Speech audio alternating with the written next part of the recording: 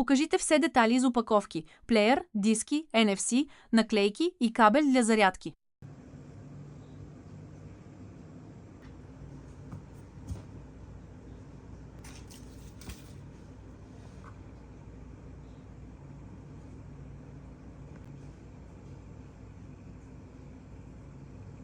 Включите питание и нажмите кнопку на задней стороне. Если прозвучал сигнал «Устройство включено», если звука нет, възможно акумулятор разряжен, зарядите плеер некоторое време.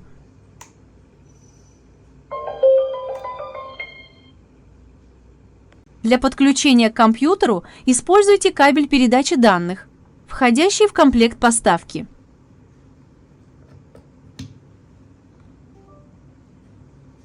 Откройте этот компьютер, там появится USB накопитель плеера. Откройте его. Внутри находится 9 папок. Каждая папка соответствует одной NFC – наклейке.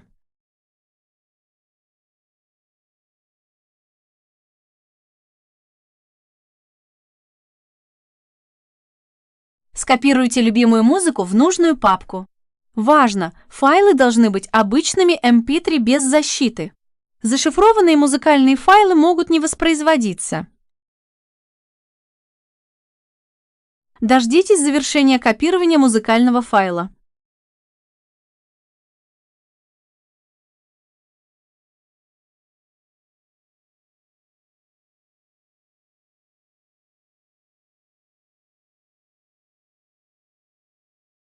Безопасно извлеките USB устройство.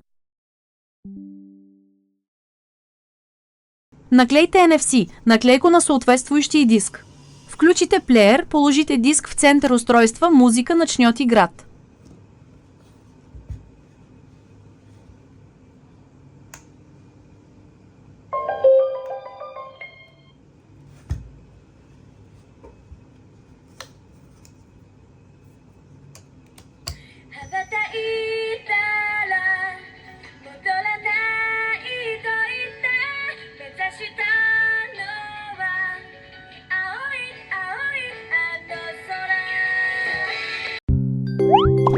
You